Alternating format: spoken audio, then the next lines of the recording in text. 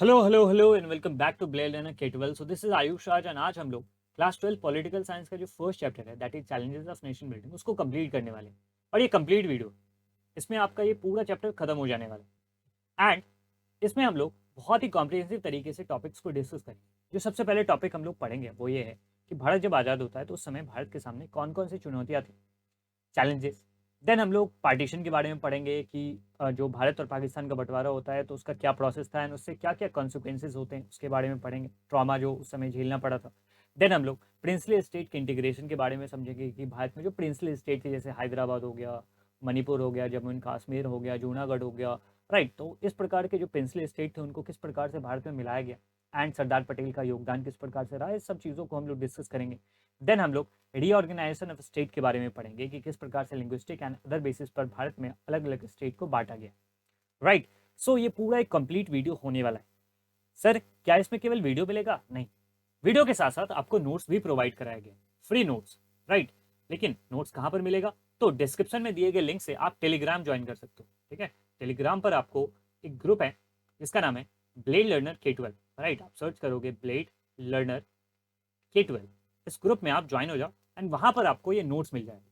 Sir अगर मैं Telegram पर नहीं हूँ देन आपके लिए डिस्क्रिप्शन में एक दूसरा लिंक दिया गया है जो कि गूगल ड्राइव का लिंक है, वहां से भी आप नोट्स को डाउनलोड कर सकते हो। And I can assure you कि वो जो नोट्स आप रेफर करोगे वो बहुत ही ज़्यादा कॉम्प्रिहेंसिव। एंड उसमें मैंने आपको सरदार पटेल के बारे में भी अलग से मटेरियल बता दिया है जो कि सीबीएसई ने इस बार अलग से अटैच किया है। मतलब सीबीएसई ने अपने सिलेबस में सरदार पटेल के बारे में अलग से एक पैरा दिया है, राइट। वो भी हमें तैयार करके जाना है, ठीक है। वो आपको बुक में नहीं मिलेगा, तो वो भी मैंने आपको आई मीन जो नोट्स है उसमें अटैच कर दिए, तो आप उसको रेफर कर सकते हो। लेकिन बेहतर होगा अगर आप टेलीग्राम ग्रुप को ज्वाइन करो सको, क्योंकि फिर वहाँ पर आपको और भी चैप्टर्स के नोट्स मिलते रहेंगे एंड क्विजेस भी होते रहते हैं, तो वहाँ पर आप ज्वाइन कर सकते हो, राइट। एड इसके अलावा क्या सर? इसके अलावा आपको नीचे में एक क्विज का ऑप्शन भी दिखेगा। उस लिंक पर अगर आप क्लिक करते हो देन आपके पास एमसीक्यू मिल जाएंगे, बहुत सारे एमसीक्यूज वहाँ पे मिल जाएंगे जिससे आप ये प्रैक्टिस कर सको कि आपने जो पढ़ा है उससे क्या क्या चीज़ें सीखा आपने। मतलब क्या हो गया, आपको एक कंप्लीट पैकेज दिया जा रहा है। वीडियो हो गया, नोट्स हो गया, क्विज हो गया, what else, everything is being provided here. So stay tuned and keep learning.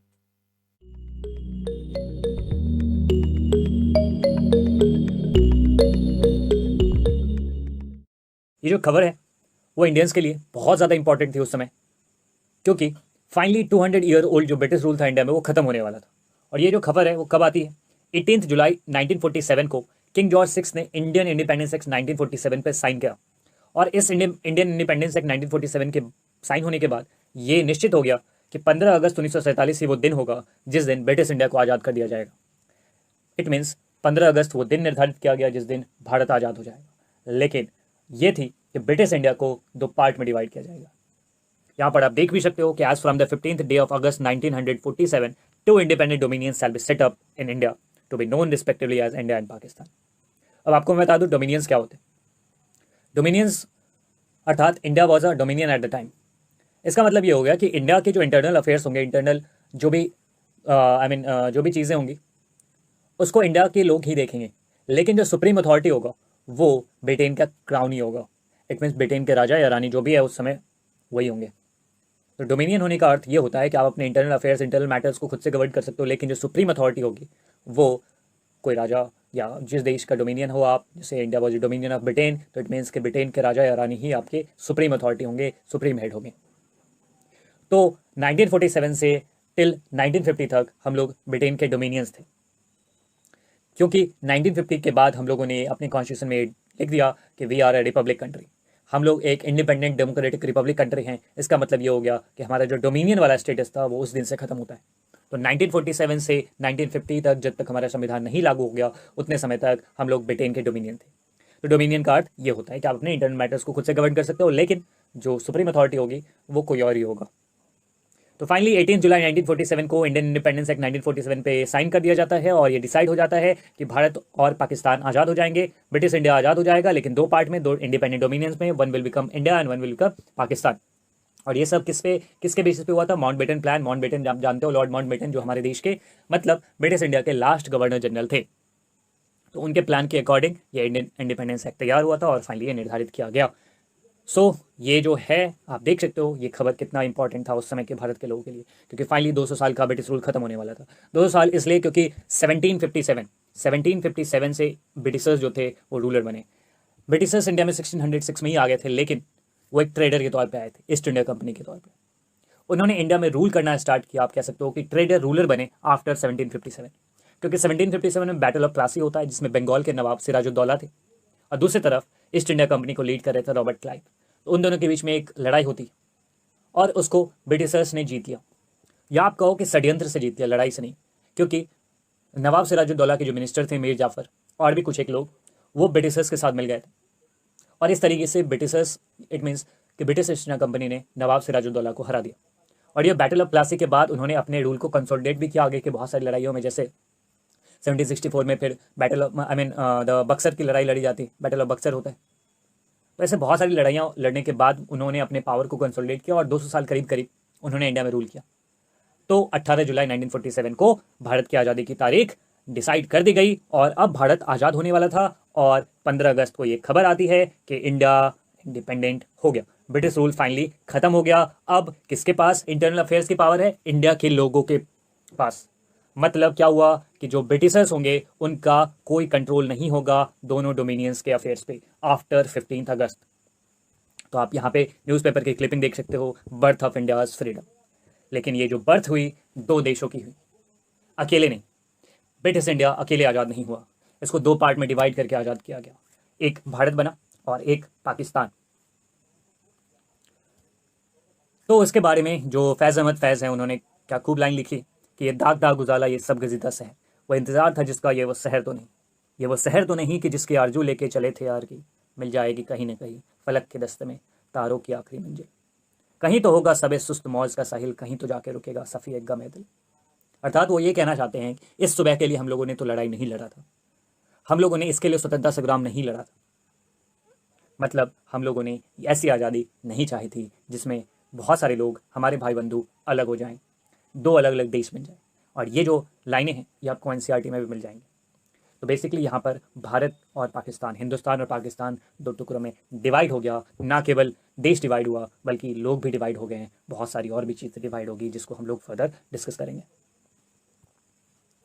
So finally 15 अगस्त की रात मध्यरात्रि को भारत के interim prime minister Pandit Jawaharlal Nehru ने एक बहुत ही फेमस स्पीच दिया था, ट्रिस्ट विथ डेस्टिनी, भाग्य के साथ साक्षात्कार। और उन्होंने बताया था, सबसे पहली लाइन ही उन्होंने शुरुआत करी थी कि जिस समय पूरी दुनिया सो रही होगी उस समय भारत एक जागेगा, भारत एक नए देश के तौर पे जागेगा।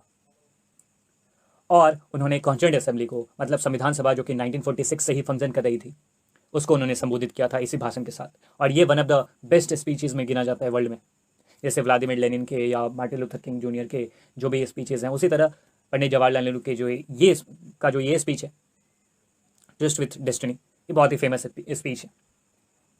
इसके बाद भारत आज़ाद देश बन गया, लेकिन भारत के सामने दो इंपॉर्टेंट गोल्स थे जिस पे सभी लोग राजी हुआ करते थे, राजी थे कि ये चीज़ होंगी, ये लक्ष्य हमको निर्धारित करना है और ये लक्ष्य हमें हासिल करना है। पहला गोल ये कि हम लोगों को एक डेमोक्रेटिक गवर्नमेंट देना है, मतलब इंडिया एक डेमोक्रेटिक गवर्नमेंट के तौर पे जानी जाएगी, यहाँ पे एक डेमोक्रेटिक गवर्नमेंट फंक्शन करेगी। और दूसरा ये कि जो गरीब लोग हैं उनके लिए काम करना है, बेसिकली सबके लिए काम करना है, लेकिन जो गरीब लोग हैं, जो सोसाइटी में डिसएडवांटेज सेक्शन है, उनके अपलिफ्टमेंट के लिए काम करा जाएगा।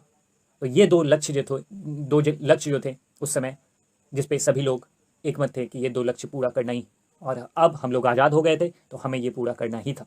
पहला ये कि डेमोक्रेटिक गवर्नमेंट इंडिया में एस्टैब्लिश करना था, दूसरा सभी के उत्थान के लिए, सबके विकास के लिए काम करना था, और पर्टिकुलरली जो डिसएडवांटेज सेक्शन है, जो पुअर लोग हैं, उनके लिए काम करना था।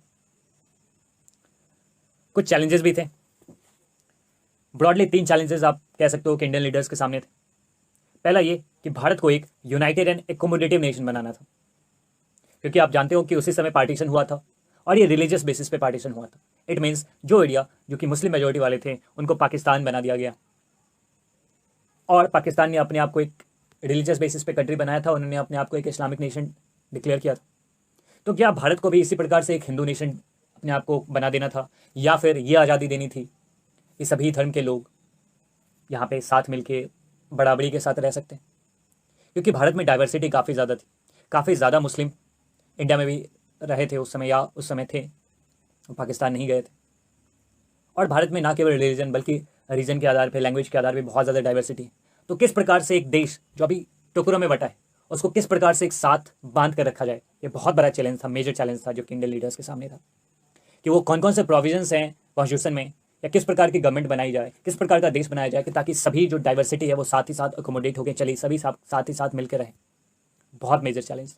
दूसरे चैलेंज की बात करें तो डेमोक्रेसी को इस्टेब्लिश करना, ना केवल डेमोक्रेसी को इस्टेब्लिश करना बल्कि डेमोक्रेटिक इंस्टीट्यूशन सेटअप करना, एग्जीक्यूटिव, लेजिस्लेचर, जुडिशरी, ऐसे करके बहुत सारे इंस्टीट्यूशन जो होते हैं उनको बनाना, और कॉन्स्टिट्यूशन में जो प्रोविज़न है उसके हिसाब से देश को आगे चलाना। इट मीन्स ना केवल किताब, जो संविधान की किताब है उसमें लिख देना, बल्कि उसको फॉलो भी करवाना प्रैक्टिकली। तो ये एक बहुत मेजर चैलेंज था कि कैसे इंडिया एक डेमोक्रेटिक कंट्री बनेगा और किस प्रकार से डेमोक्रेटिक प्रैक्टिसेस यहाँ पे किए जाएंगे। थर्ड जो चैलेंज था वो ये कि भारत में किस प्रकार से डेवलपमेंट हो, वेलबींग हो, पूरे सोसाइटी का, समाज के सभी दर्जे के लोगों का, सभी लोगों का विकास हो, और कुछ लोगों का पर्टिकुलरली ज़्यादा, क्योंकि उस पर ज़्यादा ध्यान देने की ज़रूरत थी, जैसे पुअर लोग, डिसएडवांटेज सेक्शन के लोग, उनको ज़्यादा तवज्जो देने की ज़रूरत है। तो इसलिए सभी का विकास हो, ना कि कुछ लोगों का, जैसे कुछ अमीर लोग हैं या जिनको ज़्यादा फ़ायदा मिल चुका है पहले, केवल उन्हीं का विकास नहीं हो, बल्कि सोसाइटी में सभी का विकास हो, सभी की वेलबींग सुनिश्चित करी जाए। अंत्योदय, जो समाज की पंक्ति में सबसे आखिरी में है, उनका भी उदय हो, उनका भी अपलिफ्टमेंट हो। तो किस प्रकार से ये करी जाए, साथ ही साथ उस समय गरीबी काफ़ी ज़्यादा हुआ करती थी, निर्धनता उन्मूलन भी किया जाए, इरेडिकेशन ऑफ पॉवर्टी, उसके लिए इफेक्टिव पॉलिसीज बनाना। ये जो मेजर चैलेंजेस थे इंडियन लीडर्स के सामने वो ये थे। पार्टीशन के बारे में हम लोग जान लेते हैं कि क्योंकि 14-15 अगस्त 1947 के दिन दो नेशन स्टेट एग्जिस्टेंस में आए थे, इंडिया और पाकिस्तान। और ये किस लिए हुआ था? All because of British India को इंडिया और पाकिस्तान में डिवाइड कर दिया गया था। और इसका जो प्रोसेस था उसमें रिलीजियस मेजोरिटी वाला जो प्रिंसिपल है उसको ध्यान में रख के ये सारी चीज़ें करी गई थी। मतलब ऐसे एरिया जहाँ पे मुस्लिम्स मेजोरिटी में, उसको पाकिस्तान बना दिया गया और बाकी का जो एरिया है वो इंडिया के साथ रहा। लेकिन इस आइडिया के साथ भी बहुत सारी दिक्कतें थी। वो इसलिए क्योंकि ऐसा कोई एक सिंगल बेल्ट नहीं था, एक ऐसा कोई सिंगल टेरिटरी नहीं था जहाँ पे मुस्लिम मेजोरिटी में हो। बेसिकली दो एरिया ऐसे थे, एक था वेस्ट की तरफ और एक ईस्ट की तरफ। मतलब एक तरफ से एक ही एरिया कोई ऐसा नहीं था जहाँ पे मुस्लिम मेजोरिटी में हो, बल्कि ऐसे दो एरियाज थे, एक वेस्ट में था और एक ईस्ट में था। जैसे मैं आपको इसको पिक्चर से दिखाने की कोशिश करता हूँ तो आप ज़्यादा बेहतर तरीके से समझ पाओगे। यहाँ पे आप समझो, ये जो आप देख रहे हो ये वाला एरिया बंगाल वाला एरिया, और साथ ही साथ ये जो वेस्ट वाला एरिया, मतलब एक वेस्ट वाला एरिया और ईस्ट वाला एरिया, ये दोनों एरिया क्या थे, यहाँ पे मुस्लिम्स मेजोरिटी में थे। तो कोई एक सिंगल बेल्ट तो ऐसा था नहीं जहाँ पे मुस्लिम ज़्यादा मेजोरिटी में है कि मतलब ईस्ट की तरफ ही हो या वेस्ट की तरफ हो, बल्कि दो एरिया ऐसे थे, ईस्ट में भी और वेस्ट में भी। तो ये डिसाइड किया गया कि दोनों साइड पाकिस्तान बनाया जाएगा। तो ये बना ईस्ट पाकिस्तान और ये बना वेस्ट पाकिस्तान। यहाँ पे आप NWFP थे, मतलब क्या हो गया, नॉर्थ वेस्ट फ्रंटियर प्रोविंस थे यहाँ पे, ठीक है। और इस एरिया को भी पाकिस्तान बनाया गया और इसको वेस्ट पाकिस्तान कहा गया और इसको ईस्ट पाकिस्तान कहा गया, जो कि बाद में बांग्लादेश बनता है। 1971 के वॉर के बाद ये बांग्लादेश बनता है। सो ये चीज़ें डिसाइड करी गई कि भारत और पाकिस्तान बनेगा, पाकिस्तान भी दो पार्ट में बनेंगे, वेस्ट पाकिस्तान और ईस्ट पाकिस्तान, दोनों ऐसे इस प्रकार से फंक्शन करेगा। पहला प्रॉब्लम तो ये होगा, उसको इस तरीके से कहा गया कि हाँ दोनों तरफ पाकिस्तान रहेंगे। दूसरा प्रॉब्लम ये था कि सारे मुस्लिम पाकिस्तान के साथ नहीं जाना चाहते थे, इवन कि बहुत सारे जो मुस्लिम्स थे वो इंडिया के साथ ही जाना चाहते थे। और कांग्रेस में भी बहुत सारे लोग, जैसे उस समय मौलाना अबुल कलाम आज़ाद जैसे लीडर्स थे, वो इस पार्टीशंस के पुरजोर विरोधी थे, वो नहीं चाहते थे कि इंडिया का डिवाइड हो।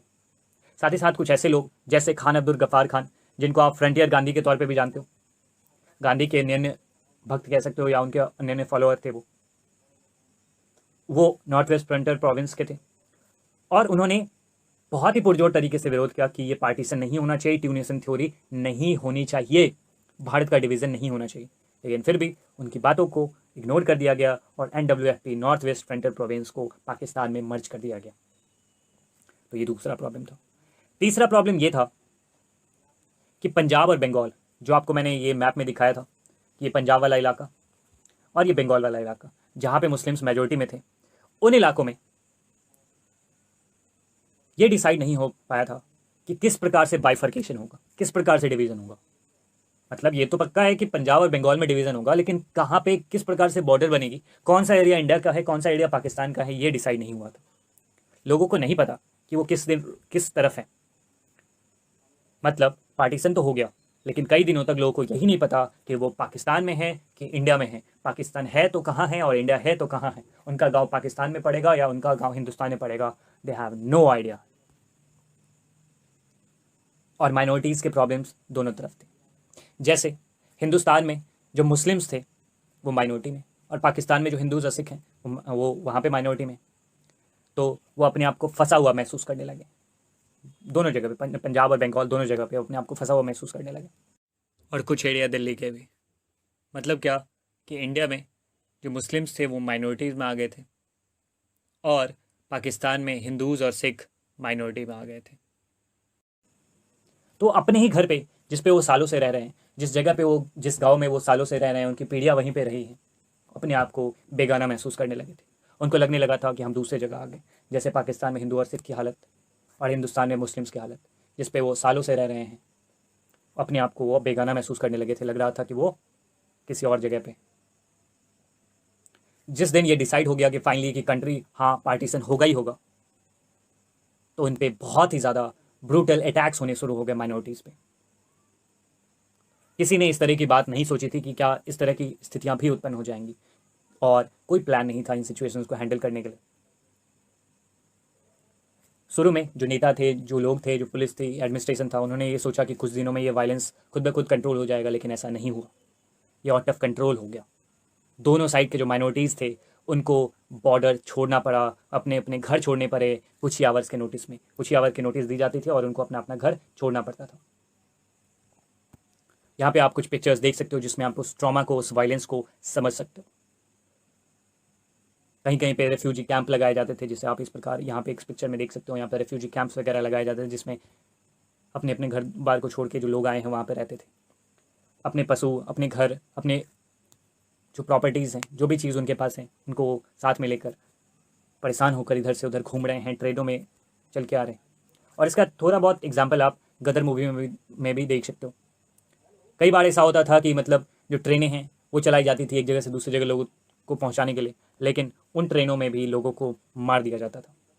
जैसे आप ये इंसिडेंट आप याद करो और समझने की कोशिश करो। मैं आपको बस बेसिकली ये बताना चाहता हूँ कि उस समय किस लेवल का हॉलोकॉस्ट भी आप कह सकते हो। पार्टीशन उस दर्द को थोड़ा सा माइल्ड कर देता है, लेकिन आप हॉलोकॉस्ट समझो। नाजी जर्मनी में जिस प्रकार की घटनाएं हुई थी, शायद उससे भी बड़ी घटनाएं यहाँ पे हुई, क्योंकि 20th सेंचुरी का one of the biggest displacement था। और इतने सारे लोग लड़ाई में भी नहीं, मतलब जो फर्स्ट वर्ल्ड वॉर था, सेकेंड वर्ल्ड वॉर था, शायद उनसे भी ज़्यादा ये भीषण घटनाएं हो रही थी। यहाँ पे एक कहानी समझो। जो सादत हसन मंटो है, उन्होंने लिखा था कि जो दंगा करने वाले थे उन्होंने ट्रेन को रोक लिया और गैर मजहब के लोगों अर्थात माइनॉरिटीज़ को उनको खींच खींच के निकाला और तलवार तथा गोली से मौत के घाट उतार दिया। और बाकी यात्री जो थे, जो उनके कम्युनिटी के थे, उनके रीजन के, उनको हलवा, फल और दूध दिया गया। और उसके जो लीडर थे उन्होंने कहा, भाइयों बहनों, ट्रेन के आने की खबर देर से मिली, इस कारण हम आपका स्वागत पुरजोर तरीके से नहीं कर सके, जैसा कि आप सब चाहते होंगे। तो कई बार ऐसा होता था कि जो ट्रेनें आती थी तो लाशें भर भर के आती थी, क्योंकि रास्ते में ही उनको मार दिया जाता था। तो काफ़ी दर्दनाक घटनाएं उस समय चल रही थी, और one of the largest, most abrupt और अनप्लान्ड ट्रैजिक ट्रांसफ़र था। मतलब अभी तक के इतिहास में, ह्यूमन हिस्ट्री में इतना बड़ा डिस्प्लेसमेंट नहीं देखा गया था। दोनों साइड से किलिंग्स एंड एट्रोसिटीज़ हो रहे थे। रिलीजन के नाम पे लोगों को मारा जा रहा था, लोगों को परेशान किया जा रहा था, लोगों को बहुत सारी प्रॉब्लम्स उस समय हो रही थी। महिलाओं के साथ बहुत सारा अत्याचार हो रहा था। ये सारी सिचुएशन पार्टीशन के कारण झेलना पड़ा था। कुछ सिटीज जैसे लाहौर, अमृतसर, कोलकाता इसके एपी थे, जहाँ पे ये सारी घटनाएं ज़्यादा हो रही थी। मुस्लिम्स हिंदूज और सिख के एरिया में नहीं जाते थे। सिमिलरली हिंदू और सिख मुस्लिम्स के एरिया में नहीं रहना चाहते थे या उस एरिया में नहीं जाते थे। कुछ इस तरह की घटनाएं उस समय हो रही थी। तो आप समझ सकते हो, अपने घरों को छोड़ के उनको बॉर्डर पार करना है, और ये भी नहीं पता है कि बॉर्डर है का, क्योंकि बॉर्डर सही से डिसाइड ही नहीं करी गई। उनको रेफ्यूजी कैंप में रहना पड़ता था, और पुलिस भी उनको मदद नहीं करती थी। जो देश, जो एडमिनिस्ट्रेशन, जो सरकारें उनकी अपनी थी, वो भी उनकी मदद नहीं कर रहे। पैदल ही वो दूर दूर तक मूव कर लिया करते थे। और इस जर्नी में भी, मतलब कि वो जा रहे हैं, दूसरी तरफ जा रहे हैं, हिंदुस्तान से पाकिस्तान जा रहे हैं या पाकिस्तान से हिंदुस्तान आ रहे हैं, उस जर्नी के बीच में भी उनके ऊपर अटैक होता था, उनको मारा जाता था, महिलाओं का रेप होता था। बहुत सारी महिलाओं को उनको उनका अपहरण कर लिया गया, और इवन कि उनको ज़बरदस्ती दूसरे धर्म में कन्वर्ट भी करवा दिया गया, या फिर उनको ज़बरदस्ती किसी दूसरे धर्म में मैरिज भी करवा दी गई। बहुत सारे केसेस में क्या होता था, विमेन को उनके फैमिली वाले मार दिए जाते थे, और इसको ऑनर किलिंग कहा जा सकता है कि अपने देश कि अपने परिवार की शान बचाने के लिए वो खुद से ही अपनी बहन, बेटी और बीवी को मार दिया करते थे। तो मतलब आप कह सकते हो कि लाखों लोग महीनों तक, सालों तक इस सफरिंग को झेल रहे थे। सो केवल ये नहीं कह सकते हो कि पार्टीशन एक डिवीजन था, प्रॉपर्टी का, लाइबिलिटी का, एसेट का, या फिर पॉलिटिकल डिवीजन ही क्या था।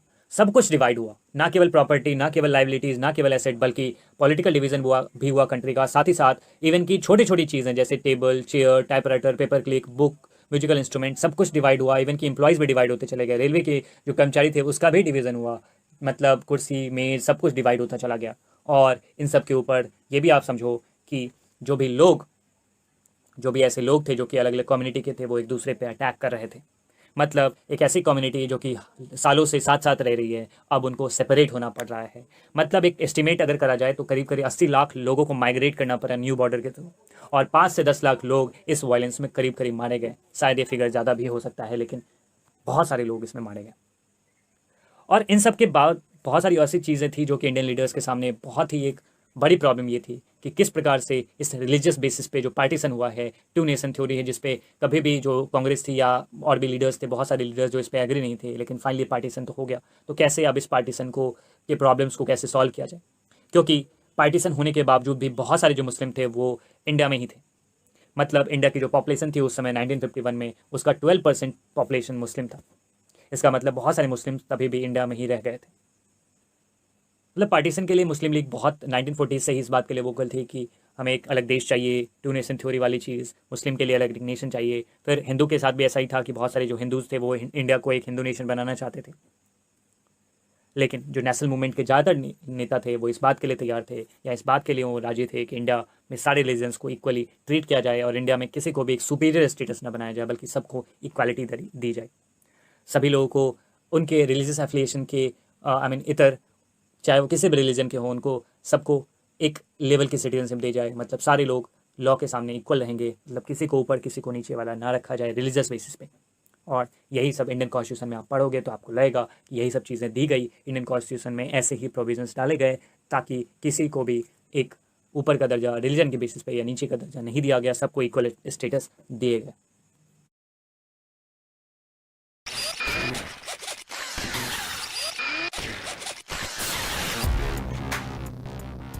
जो टॉपिक हम लोग को आज पढ़ना है that is integration of princely state. आजादी से पहले ब्रिटिश इंडिया दो टाइप के टेरिटरीज में डिवाइडेड था। One was British Indian provinces and another one was princely states. British Indian provinces उन एरिया को कहते थे जहां पर ब्रिटिशर्स का डायरेक्ट कंट्रोल हुआ करता था, राइट। जैसे फॉर एग्जांपल के लिए बॉम्बे, मद्रास, बंगाल, ये सब ऐसे एरियाज होते थे जहां पर सारा कुछ, सारे इंटरनल मैटर्स ब्रिटिशर्स के द्वारा गवर्न किए जाते थे, उनके द्वारा रूल किया जाता था। ये डायरेक्टली कंट्रोल थे ब्रिटिशर्स के अंदर में। लेकिन दूसरे टाइप के एरियाज थे, उनको प्रिंसली स्टेट कहा जाता था। यहाँ पर क्या हो रहा है, जैसे फॉर एग्जाम्पल के लिए आपको समझाओ कि मैसूर, मैसूर एक प्रिंसली स्टेट था। इसका मतलब ये हो गया कि मैसूर का जो डायरेक्ट कंट्रोल होगा, यहाँ के इंटरनल अफेयर्स को मैनेज करने की जिम्मेवारी जो होगी वो वहाँ के रूलर्स की होगी, राइट। वहाँ के राजा महाराजा उनके पास होगी। लेकिन इन लोगों ने भी अपना सुप्रीम अथॉरिटी ब्रिटिशर्स को ही मान रखा है। तुम्हें माता च पिता तुम ही हो, मतलब क्या, इन्होंने ब्रिटिश सोसाइटी को स्वीकार कर रखा है, उन्हीं को उन्होंने सुप्रीम अथॉरिटी मान रखा है। लेकिन यहाँ पर डायरेक्ट रूल किसका है, रूलर का। और आप ये कह सकते हो कि यहाँ पर इनडायरेक्टली कंट्रोल किया जा रहा है ब्रिटिशर्स के द्वारा। ब्रिटिश इंडियन प्रोविंसेस में डायरेक्टली कंट्रोल होते थे ब्रिटिशर्स के द्वारा, एंड जो प्रिंसली स्टेट थे वहां पर ब्रिटिशर्स इनडायरेक्ट कंट्रोल करते थे। ठीक है, तो ये चीजें, इस प्रकार के डिवीजन थे पावर के ब्रिटिश इंडिया में। यहाँ पर आप मैप में देख सकते हो, ये जो येलो में एरियाज है वो ऐसे एरियाज है जो कि ब्रिटिश इंडिया थे, I mean British Indian provinces थे। बंगाल हो गया, बिहार हो गया, दिल्ली हो गया, फिर इधर मद्रास हो गया, बॉम्बे हो गया, सेंट्रल प्रोविंसेस हो गए। ये ऐसे एरियाज थे जो कि ब्रिटिशर्स के द्वारा डायरेक्ट कंट्रोल होते थे। लेकिन स्काई ब्लू में जो आप एरिया देख रहे हो वो सब प्रिंसली स्टेट थे, जैसे मैसूर, हैदराबाद, गुजरात, ये सब एरियाज थे प्रिंसली स्टेट। आपको पता है कि इंडिया इंडिपेंडेंस एक्ट 1947 ने ये डिसाइड कर दिया था कि इंडिया आजाद होगा, लेकिन इसके साथ ये भी डिसाइडेड था कि पार्टीशन होगा, भारत और पाकिस्तान दो टुकड़ों में बट जाएंगे, राइट। अब आप देखो कि ये बाउंड्री है इंडिया का, राइट, ये इंडिया होगा,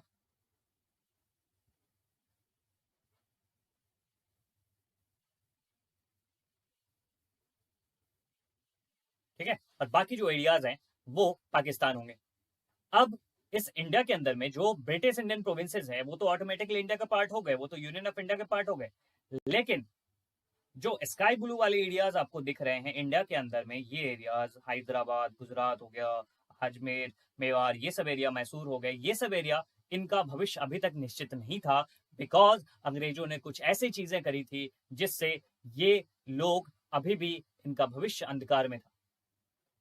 बेसिकली प्रिंसली स्टेट को 3 ऑप्शन दिए गए थे, या तो अगर वो चाहे तो इंडिया को ज्वाइन कर सकते हैं, यूनियन ऑफ इंडिया को, या फिर अगर वो चाहे तो पाकिस्तान को ज्वाइन कर सकते हैं, या फिर अगर वो चाहे तो अपने आप को एज अ इंडिपेंडेंट कंट्री भी रख सकते हैं। इसका मतलब ये हो गया कि ये जो हैदराबाद है, अगर वो चाहे तो इंडिया को ज्वाइन कर सकता है, या फिर अगर वो चाहे तो पाकिस्तान को ज्वाइन कर सकता है, और अगर वो चाहे तो एक अलग कंट्री के तौर पर भी रह सकता है। और आप समझ सकते हो कि कितनी बड़ी चुनौती उस समय आ गई थी।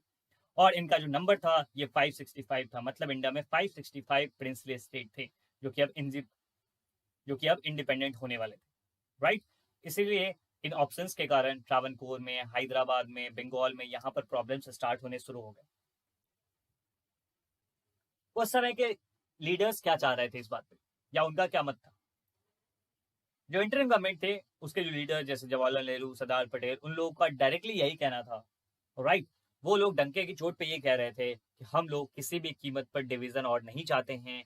एक डिवीजन, एक पार्टीशन हम लोग को झेलना पड़ा, इतना खतरनाक और इतना भयावह पार्टीशन झेलना पड़ा, अब और पार्टीशन हम लोग नहीं चाहते हैं। इट मीन्स प्रिंसली स्टेट को वो अपने साथ मिलाना चाहते। दूसरी ओर मुस्लिम लीग वो ये कहना चाह रही थी कि प्रिंसली स्टेट को डिसाइड करने दिया जाए, आप डिसाइड मत करो कि उनको इंडिया के साथ ज्वाइन होना चाहिए या पाकिस्तान के साथ ज्वाइन होना चाहिए, इंडिपेंडेंट होना चाहिए। मुस्लिम लीग बेसिकली ये कह रही थी कि let them decide, state should be free to decide कि उन्हें किन के साथ जाना है, राइट। और इन सब के बीच में the iron man of India, जिनको बिस्मार्क ऑफ इंडिया भी कहा जाता है, क्योंकि अगर आपने क्लास 10 में पढ़ा होगा तो आपने देखा था कि ऑटो वन बिस्मार्क का जर्मनी के इंटीग्रेशन में कितना बड़ा रोल था। उसी प्रकार से इंडिया में सरदार पटेल का इंडिया के इंटीग्रेशन में, प्रिंसली स्टेट को इंडिया में मिलाने का जो पूरा पूरा क्रेडिट जाता है वो आपको जाता है सरदार पटेल जी को, राइट। आप जो इंडिया का मैप देख रहे हो, हमारा प्यारा भारत इतने बड़े एरिया में फैला हुआ है, ये सब इनकी बदौलत हुआ है, right. The then deputy prime minister and home minister of India, इन्होंने ये टास्क लिया और बहुत सारे प्रिंसली स्टेट को अपने साथ मिलाया। बेसिकली इन सब के पीछे 3 कंसिडरेशन थे। एक ये कि जो प्रिंसली स्टेट है वहां के जो लोग हैं वो लोग इंडिया के पार्ट बनना चाहते थे, राइट। ज्यादातर लोग ऐसे थे जो कि इंडिया के पार्ट बनना चाहते थे, ठीक है सर। और इवन की गवर्नमेंट भी इस बात के लिए तैयार थी कि हम आपको ऑटोनॉमी देने के लिए रेडी हैं, बस आप इंडिया के पार्ट बन जाओ। जैसे मान लो मैसूर है, राइट, तो मैसूर को इंडियन गवर्नमेंट ये कह रही थी कि आप इंडिया के पार्ट बन जाओ और बदले में बहुत सारी आपको ऑटोनॉमी मिल जाएगी, बहुत सारा फ्रीडम मिल जाएगा कि आप अपने इंटरनल अफेयर्स को इस तरीके से मैनेज करो, इस तरह से कर सकते हो, ये सारी चीजें, ठीक है। फॉर एग्जाम्पल के लिए मैंने आपको बताया मैसूर का, राइट। ये चीजें थी, मतलब इंडियन गवर्नमेंट किसी भी तरह से और टूट नहीं चाहती थी, वो नहीं चाहती थी कि इंडिया और डिवाइड हो, वो ये चाहती थी कि कैसे भी जो प्रिंसली स्टेट है वो इंडिया का पार्ट बन जाए। तो भारत की आजादी है तो इसका एक्सटर्नल बाउंड्री तो क्रिएट कर दिया, लेकिन इंटरनल बाउंड्री किस प्रकार से तय होगी, कौन से स्टेट इंडिया के साथ आएंगे, कौन से नहीं आएंगे, ये एक बहुत इंपॉर्टेंट टास्क था। क्योंकि बाउंड्री को कंसोलिडेट करना, पार्टीशन के बीच में कंसोलिडेट करना, उसका इंटीग्रेशन, ये बहुत इंपॉर्टेंट टास्क था, बहुत ही मेहनत टास्क। इंडियन लीडर्स और बेसिकली सरदार पटेल के बहुत रिगरस अटेम्प्ट के बाद 15 अगस्त 1947 जिस तारीख को हम लोग आजाद हुए, उससे पहले ही ज्यादातर जो रूलर थे, ज्यादातर जो प्रिंसली स्टेट के रूलर थे, उन्होंने इंस्ट्रूमेंट ऑफ एक्सेशन पे साइन कर दिया था। बेसिकली इंस्ट्रूमेंट ऑफ एक्सेशन का मतलब ये होता है, एक एग्रीमेंट होता है कि मेरी सांसें, मेरे रक्त की हर एक बूंद आपके साथ है, अर्थात प्रिंसली स्टेट इंडिया के पार्ट बन गए। मतलब उन्होंने एक एग्रीमेंट पे साइन कर दिया कि हाँ, आज से हम इंडिया के पार्ट, यूनियन ऑफ इंडिया के पार्ट। ये चीजें होती हैं इंस्ट्रूमेंट ऑफ एक्सेशन। और 15 अगस्त 1947 से पहले बहुत सारे स्टेट, ज्यादातर जो स्टेट थे, उन्होंने साइन कर दिया और वो इंडिया के पार्ट बन गए। लेकिन कुछ जगहों पे प्रॉब्लम स्टार्ट हुई, जूनागढ़, हैदराबाद, जम्मू एंड कश्मीर और मणिपुर। इन चारों जगहों पे प्रॉब्लम्स अराइज हुए, जिसमें से जम्मू एंड कश्मीर को हम लोग अलग चैप्टर में इसको डिस्कस करेंगे। इस चैप्टर में बेसिकली हम लोग को जूनागढ़, हैदराबाद और मणिपुर के बारे में पढ़ना है। सबसे पहले बात कर लेते हैं जूनागढ़ के बारे में। जूनागढ़ आप देख सकते हो गुजरात का ही एक एरिया है, प्रेजेंट डे गुजरात का एक एरिया है जूनागढ़। यहाँ पे यही प्रॉब्लम्स अराइज हो गया था कि इंडिया का पार्ट बनना चाहिए नहीं बनना चाहिए, क्योंकि उनके पास 3 ऑप्शन है, या तो अगर वो चाहे तो इंडिया के पार्ट बन सकते हैं, या तो पाकिस्तान के, या फिर इंडिपेंडेंट रह सकते हैं। तो यहाँ पर इस प्रॉब्लम को रिजॉल्व करने के लिए प्लेबिसाइड करवाया गया या रेफरेंडम करवाया गया, जिसको हम लोग कहते हैं जनमत संग्रह। मतलब लोगों से पूछा गया कि क्या आप इंडिया के पार्ट बनना चाहते हो या नहीं, राइट। मतलब लोगों से वोट करवाया गया, लोगों के पास डिसीजन देने के पावर दिए गए कि उनको इंडिया का पार्ट बनना है या नहीं, और लोगों ने हाँ में वोट किया ज्यादातर, और इस तरीके से जूनागढ़ पार्ट बन गया यूनियन ऑफ इंडिया का। कांग्रेचुलेशन। मतलब क्या हुआ कि जूनागढ़ को इंटीग्रेट कराने के लिए प्लेबिसाइड का, रेफरेंडम का सहारा लिया गया। फिर जो दूसरा प्रॉब्लम अराइज हुआ था वो हैदराबाद। हैदराबाद जितने भी प्रिंसली स्टेट थे उनमें से one of the largest state था, राइट। आप देख सकते हो इस मैप में ये हैदराबाद है, राइट।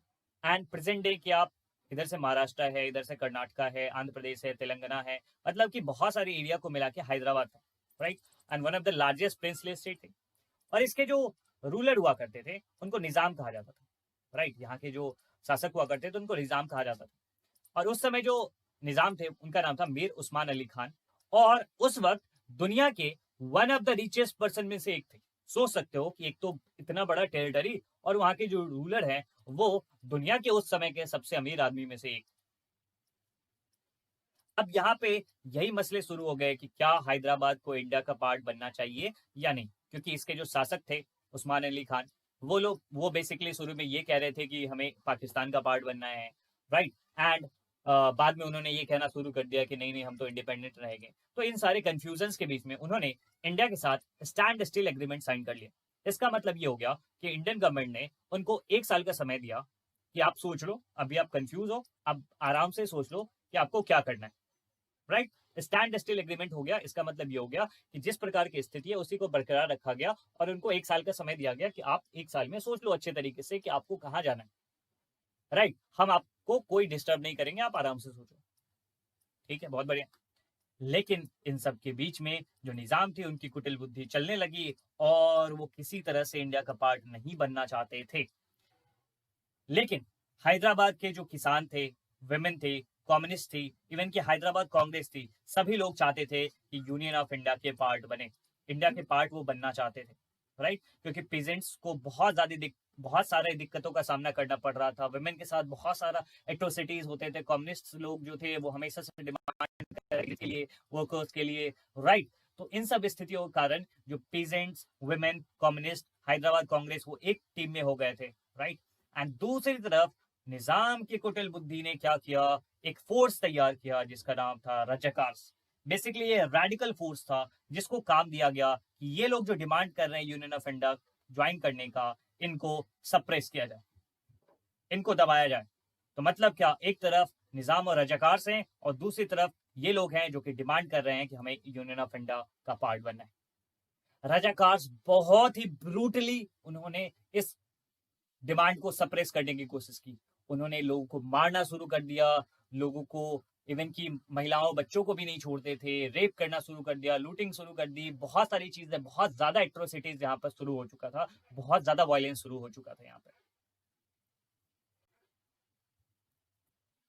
फाइनली सितंबर 1948 में इंडियन आर्मी को वहां पर मूव किया गया, इंडियन आर्मी को वहां पर भेजा गया इन सब वायलेंस के बीच में, और कुछ एक छिटपुट लड़ाइयां हुई, ज्यादा लड़ाइयां भी नहीं लड़नी पड़ी, एंड फाइनली निजाम ने सरेंडर कर दिया और हैदराबाद का एक्सेशन हो गया इंडिया में।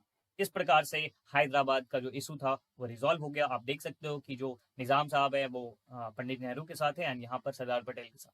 तो आपने क्या समझा, जो जूनागढ़ था, राइट, उसका जो इशू था वो किससे शुरू हुआ, सॉल्व हुआ, रेफरेंडम से।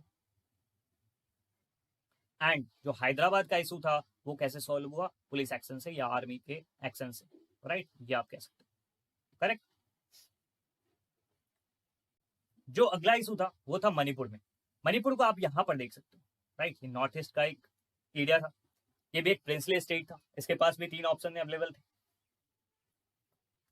बेसिकली यहाँ पे दिक्कत क्या थी, देखिए मणिपुर के महाराजा का नाम था बोधा Chandra Singh.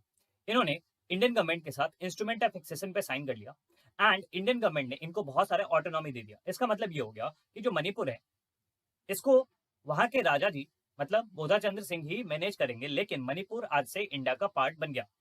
Right, instrument of accession पे साइन कर दिया, मतलब उन्होंने इंडिया के साथ इंडिया के वो पार्ट बन गए। लेकिन इसके बदले में जैसे आपको याद होगा प्रिंसली स्टेट के साथ जो हुआ करते थे अरेंजमेंट अंग्रेजों के समय में कि प्रिंसली स्टेट के जो इंटरनल ऑटोनॉमी है वो दिए जाते थे वहां के रूलर्स को। लाइकवाइज इंडिया ने क्या किया, इंडियन गवर्नमेंट ने, कि आप अपने मैटर को मणिपुर को बोला कि आप अपने मैटर को खुद से आप देख सकते हो, इंटरनल फ्रीडम है आपके पास, इंटरनल अफेयर्स को मैनेज करने के लिए आप फ्री हो, लेकिन आप इंडिया के पार्ट हो, यूनियन ऑफ इंडिया के पार्ट हो। राइट, मतलब मणिपुर में किनका शासन रहेगा, बोधा चंद्र सिंह जी का ही शासन रहेगा। लेकिन वहां की जो जनता थी उन्होंने काफी सारा प्रेशर डाला और इस प्रेशर के कारण, क्योंकि वो लोग डेमोक्रेसी चाहते थे, राइट, तो बहुत सारा प्रेशर वहां पे आया एंड देन इलेक्शंस वहां पर हुए। एंड ये लाइन याद रखिएगा, first part of India to hold election, Manipur सबसे पहला क्षेत्र बना इंडिया का जहां पर इलेक्शन हुए, क्योंकि जून 1948 में ही वहां पे इलेक्शन हो गया। क्योंकि आप जानते हो कि जब 1950 में संविधान बनकर तैयार हुआ, 51-52 में जाके हमारे यहाँ पे बाकी टेरिटरीज में, बाकी एरियाज में इलेक्शन होते हैं, लेकिन जून 1948 में ही मणिपुर में इलेक्शन हुआ एंड मणिपुर एक कॉन्स्टिट्यूशनल मोनार्की बन गया। कॉन्स्टिट्यूशन मोनार्की बनने का ये मतलब हो गया कि वहाँ पे कॉन्स्टिट्यूशन का भी रूल रहेगा एंड मोनार्कल सिस्टम भी रहेगा। मोनार्कल मतलब राजा का भी पावर रहेगा, राजा के भी अधिकार रहेंगे, लेकिन उनके अधिकार लिमिटेड होंगे, लिमिटेड, बिकॉज यहाँ पर कॉन्स्टिट्यूशन भी है। राइट, इसको हम लोग कॉन्स्टिट्यूशनल मोनार्की कहते हैं। अब यहाँ पे इलेक्शन हुए तो यहाँ पे लेजिस्लेटिव असेंबली चुन के आई, यहाँ पर जो सभा थी वो चुन के आई, और उसमें अब ये क्वेश्चन उठने लगा कि क्या पूरी तरह से मणिपुर को इंडिया में मर्ज कर दिया जाए। तो इस विषय पर मणिपुर कांग्रेस तो सपोर्ट में थी कि हाँ इंडिया के साथ, यूनियन ऑफ इंडिया के साथ आप मर्ज हो जाओ पूरी तरह से। पहले क्या था, उनको इंटरनल ऑटोनॉमी दी गई थी, उन्होंने केवल इंस्ट्रूमेंट ऑफ एक्सेशन पे साइन किया था। अब क्या है कि मणिपुर कांग्रेस ने इस बात के लिए आवाज उठाना शुरू कर दिया कि मणिपुर को इंडिया का पार्ट पूरी तरह से बन जाना चाहिए। लेकिन दूसरे जो पॉलिटिकल पार्टीज थे वो ये कह रहे थे कि नहीं नहीं नहीं नहीं, मणिपुर को इंटरनल ऑटोनॉमी के साथ अपने एरियाज को गवर्न करना चाहिए और पूरी तरह से इंडिया का पार्ट नहीं बनना चाहिए, और जिस प्रकार की स्थिति अभी है वैसे ही रहना देना चाहिए। लेकिन किसी भी तरह गवर्नमेंट ऑफ इंडिया इस बात में सफल रही कि उन्होंने राजा से मर्जर एग्रीमेंट पे साइन करवा लिया। अब देखिए यहाँ पे डिफरेंस मैं आपको बताता हूँ, यहाँ पे दो चीजें आई हैं, merger agreement and instrument of accession. Basically इसके बीच का डिफरेंस आपको मैं एक एग्जांपल समझाता हूँ। फॉर एग्जांपल के लिए आप ये समझो कि ये मणिपुर का घर है, राइट, एंड ये यूनियन ऑफ इंडिया का घर है, और इस दोनों ने क्या कर लिया, मणिपुर ने इंस्ट्रूमेंट ऑफ एक्सेशन पे साइन कर लिया यूनियन ऑफ इंडिया के साथ, इंस्ट्रूमेंट ऑफ एक्सेशन पे साइन कर लिया। इसका मतलब ये हो गया कि यूनियन ऑफ इंडिया ये कह रही है कि मणिपुर, डियर मणिपुर, आप मेरे ही पार्ट हो, लेकिन आप अपने इंटरनल अफेयर्स को मैनेज करने के लिए फ्री हो, मतलब आंतरिक मसलों को मैनेज करने के लिए फ्री हो। मतलब आप अपने घर में झूला लगाओ, आप डाइनिंग रूम में स्विमिंग पूल बना दो, आप वॉशरूम में सोफा लगा दो, आप इस चीज के लिए फ्री हो, आप मतलब इंटरनल अफेयर्स को मैनेज करने के लिए फ्री हो, हम उसमें दखल अंदाजी नहीं करेंगे। लेकिन जब ये मर्जर एग्रीमेंट पे साइन कर देता है, मर्जर एग्रीमेंट पे साइन कर देता है, इसका मतलब ये हो गया कि यूनियन ऑफ इंडिया ये कहती है कि आपका इंटरनल अफेयर्स जो मैनेज करने का जो ऑटोनॉमी था वो भी आज से खत्म, आप मेरे हिसाब से चलोगे, मेरे संविधान से चलोगे, मेरे नियम कानून से चलोगे, मतलब आप मर्ज हो गए हो। मर्ज होने का मतलब क्या हो गया, यूनियन ऑफ इंडिया ने आपको पूरी तरह से अपने में मिला लिया है। समझ में आया ये डिफरेंस। इंस्ट्रूमेंट ऑफ एक्सेशन में क्या होता है, आपको कुछ ऑटोनॉमी दिए जा सकते हैं, आपको कुछ फ्रीडम्स दिए जा सकते हैं, लेकिन जब आप मर्जर एग्रीमेंट पे साइन कर देते हो मतलब आप पूरी तरह से यूनियन ऑफ इंडिया के पार्ट बन गए। तो finally government of India succeed हुई थी एंड महाराजा से उन्होंने मर्जर एग्रीमेंट पे साइन करवा लिया सितंबर 1949 में। लेकिन दिक्कत क्या आ गई, उन्होंने बिना लेजिस्लेटिव असेंबली से सलाह मशवरा किए हुए उन्होंने यूनिलैटरली उन्होंने मर्जर एग्रीमेंट पे साइन कर दिया था। क्योंकि आप देख सकते हो यहाँ पे जो अदर पॉलिटिकल पार्टीज थी वो स्ट्रांगली अपोज कर रही थी कि मर्जर एग्रीमेंट पे साइन नहीं करना है, केवल मणिपुर कांग्रेस ही इस बात के सपोर्ट में थी। इसी कारण से क्या होता है कि बिना कंसल्ट किए उन्होंने साइन कर दिया था, इस कारण से आज तक भी मणिपुर में कई सारे इशूज हैं इस कारण से, राइट, आज तक मणिपुर में इस कारण से बहुत सारे इशूज हैं, बहुत सारे लोग इस बात से खुश नहीं है कि मणिपुर को इंडिया का टोटल इंटीग्रल पार्ट बना दिया गया। एनीवे मणिपुर इंडिया का पार्ट बन गया। ये तो हो गया कि प्रिंसली स्टेट को इंडिया में कैसे मिलाया गया। अब उसके बाद स्टेट को रीऑर्गेनाइज किया जाएगा, स्टेट का रीऑर्गेनाइजेशन होगा, उसके मसले शुरू होंगे कि इंटरनल बाउंड्री को कैसे ड्रॉ किया जाए। अब जो मेन इशू था वो ये कि जो बाउंड्री है उसको कैसे डिसाइड किया जाए कि ये स्टेट तुम्हारा है, ये स्टेट इसका है, राइट, ये स्टेट ऐसे है, ये स्टेट ऐसे है, ये सब कैसे डिसाइड किया जाए, बाउंड्री कैसे खींची जाए। बाहरी बाउंड्री तो क्लियर हो चुका था, प्रिंसली स्टेट भी इंडिया के साथ मिल चुके थे, लेकिन अब बाउंड्री कैसे खींची जाए इसके लिए अब प्रॉब्लम्स अराइज होने शुरू हो गए, क्योंकि ब्रिटिशर्स ने जो बाउंड्री खींच के रखा हुआ था, ब्रिटिशर्स ने जो स्टेट के बाउंड्री बना के रखे गए थे वो एडमिनिस्ट्रेटिव कन्वीनियंस के हिसाब से रखे गए थे। जैसे फॉर एग्जांपल के लिए 1905 में बंगाल का डिवीजन किया गया था, ईस्ट बंगाल और वेस्ट बंगाल बना दिया गया था। उन्होंने कहा था कि हम एडमिनिस्ट्रेटिव कन्वीनियंस के, हमारा एडमिनिस्ट्रेशन करने में हमें आसानी होगी, रूल करने में आसानी होगी, राइट, इसलिए हम पार्टीशन कर रहे हैं, या फिर इस तरीके से हम बाउंड्री डिमार्केट कर रहे हैं।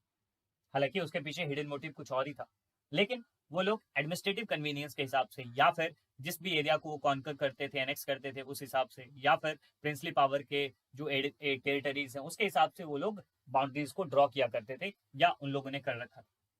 लेकिन इंडियन लीडर्स हमेशा से, जब भी स्वतंत्रता संग्राम चल रहा था, तो इंडियन लीडर्स ने ये वादा कर रखा था कि जब भी हम लोग आजाद होंगे तो हम लोग जब बाउंड्री खींचेंगे ना, तो हम लोग लैंग्वेज के हिसाब से करेंगे। इंडियन लीडर्स ने ये कहा था, ये प्लान कर रखा था कि linguistic principle will the basis of formation of state, कि लैंग्वेज के बेसिस पे स्टेट के बाउंड्रीज खींचे जाएंगे। लेकिन आप जानते हो कि हमें 1947 में एक बहुत भयावह दंश झेलना पड़ा, that is partition, right. Partition के कारण जो इंडियन लीडर्स है उन्होंने ये प्लान ड्रॉप कर दिया। उन्होंने कहा कि नहीं, एक पार्टीशन से एक बहुत बड़ा झटका लग चुका है, अब अगर हम लैंग्वेज के बेसिस पे स्टेट को डिवाइड करते चले गए तो इससे इंडिया की यूनिटी खतरे में पड़ जाएगी, और सारे स्टेट, क्योंकि आप जानते हो कि इंडिया में कितने सारे लैंग्वेजेस बोले जाते हैं, मेजर लैंग्वेज ही कितने सारे हैं, तो माइनर लैंग्वेज एंड डायलेक्ट्स तो बहुत और भी सारे हैं, राइट। तो इसलिए इंडियन लीडर्स ने ये जो आइडिया था आज़ादी के बाद ड्रॉप कर दिया। इवन की एक धार कमीशन बनाया गया था, इसके जो हेड थे वो थे एस के धर, राइट। एस के धर के अध्यक्षता में एक धर कमीशन बनाया गया था 1948 में, और उसके बाद जेवीपी कमेटी भी बनी थी, जवाहरलाल नेहरू, सरदार वल्लभ भाई पटेल एंड पट्टाभी सीतारमैया, इनकी अध्यक्षता में एक कमेटी बनी थी, राइट। इन लोगों ने भी कह दिया कि नहीं, लिंग्विस्टिक बेसिस पे स्टेट नहीं बनाया जाना चाहिए। लेकिन प्रॉब्लम्स स्टार्ट होने शुरू हो गए मद्रास में। मद्रास में जो तेलुगु स्पीकिंग एरियाज थे, आज के समय के तमिलनाडु, आंध्र प्रदेश, केरला और कर्नाटका वाले जो पार्ट्स थे, उसमें से जो तेलुगु बोलने वाले जो लोग थे, उनका जो एरिया था, उन लोगों ने डिमांड कर दिया कि नहीं, हमें एक अलग स्टेट चाहिए, और इस मूवमेंट को कहा गया विशाल आंध्र मूवमेंट। और यहाँ से उन लोगों ने डिमांड करना शुरू कर दिया कि हमें तेलुगु स्पीकिंग लोगों को एक नया स्टेट चाहिए, दैट इज आंध्रा, हमें आंध्रा चाहिए। और ये कहाँ से काटने की बात थी?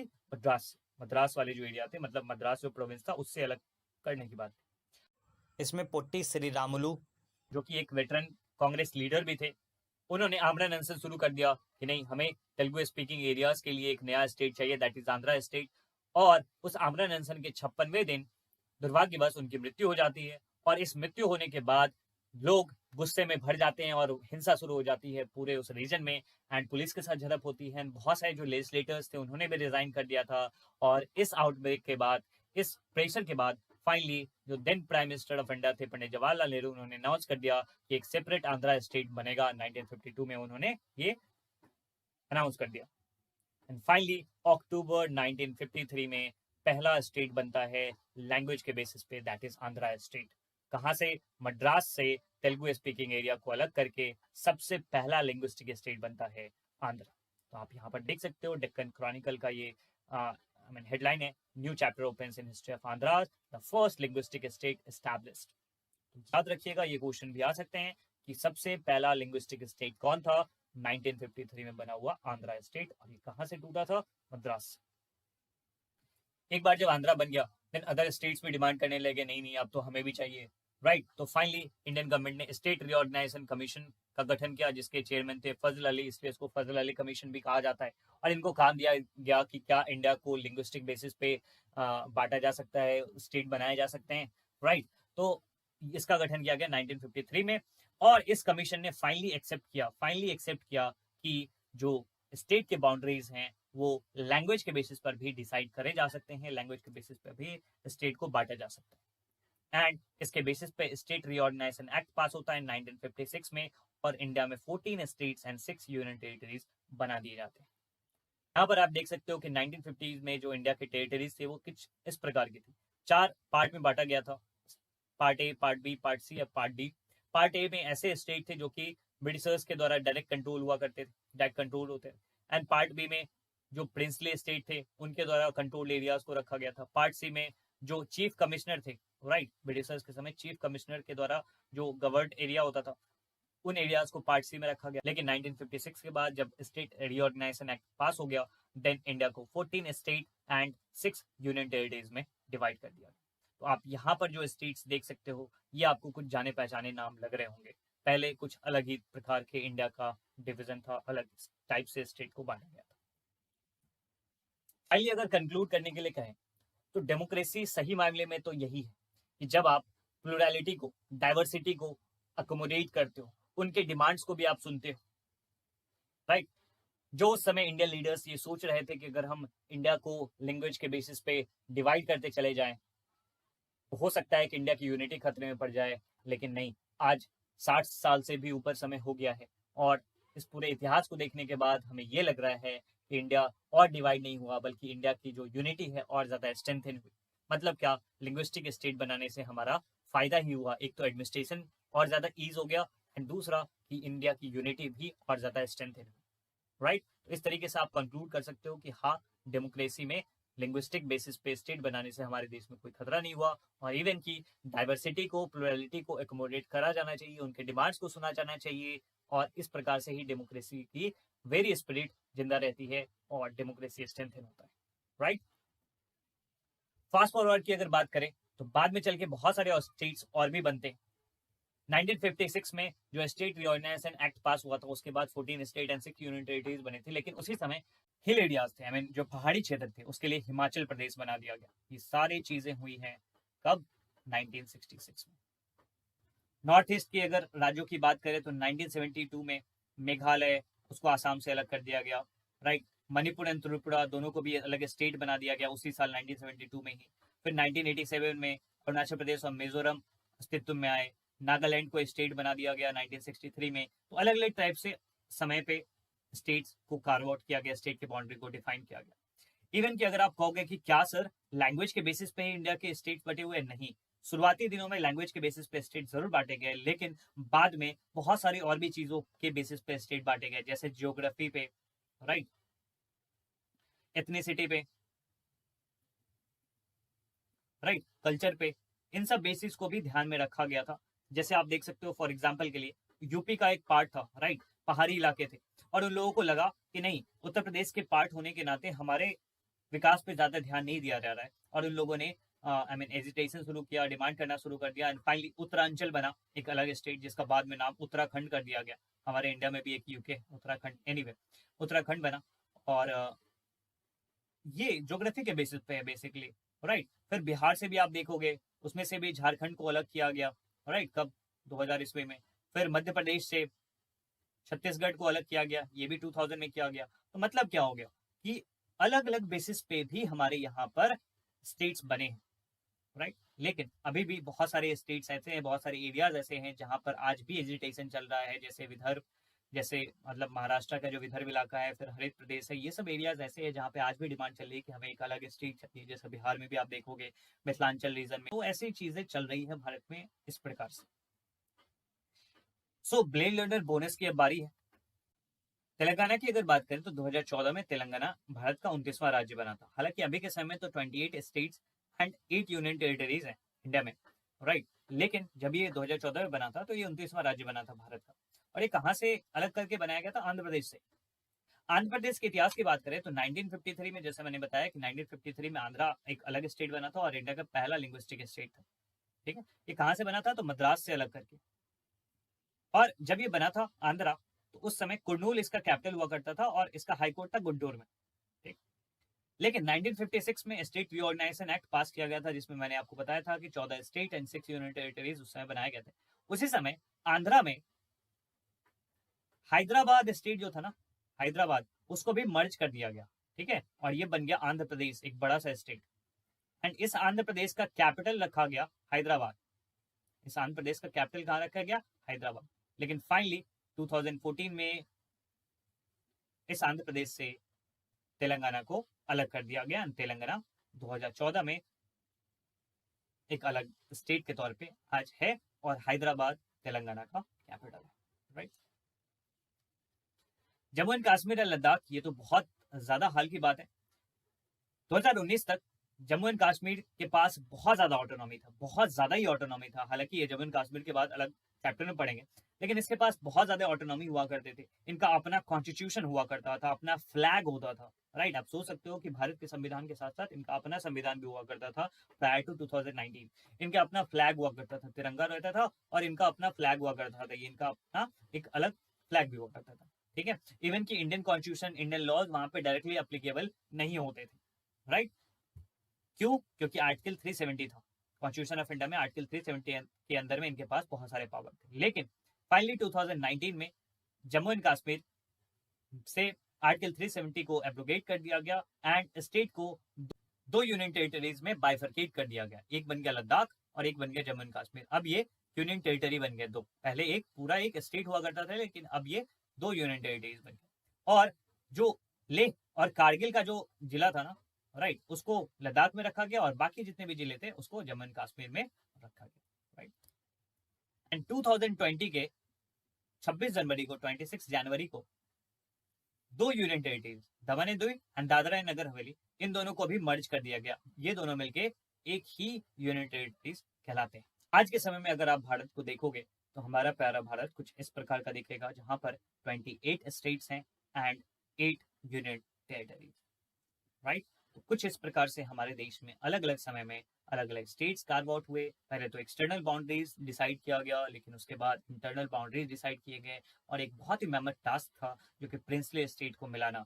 अदरवाइज आप सोच सकते हो कि भारत का जो मानचित्र है कुछ इस प्रकार का नहीं रहता है। And we have to salute to great iron man of India, right. उनकी बदौलत आज भारत का नक्शा कुछ इस प्रकार का है, भारत का एरिया कुछ इस प्रकार का है। उनमें उनकी बहुत ज्यादा मेहनत और बहुत ज्यादा उनका जो योगदान है उसे हमें याद रखना चाहिए, right. So thank you so much. And आप लोग हमें टेलीग्राम पर भी इस चैनल पे फॉलो कर सकते हो, जहाँ पे आपको notes and updates and even की इस सेशन के पीडीएफ्स भी आपको अवेलेबल हो जाएंगे। एंड आप हमें इंस्टाग्राम पे भी फॉलो कर सकते हो, यूट्यूब पे भी आप फॉलो कर सकते हो। So thank you so much guys, मिलते हैं अगले सेशन में। तब तक के लिए अपना बहुत ख्याल रखिए। जय हिंद।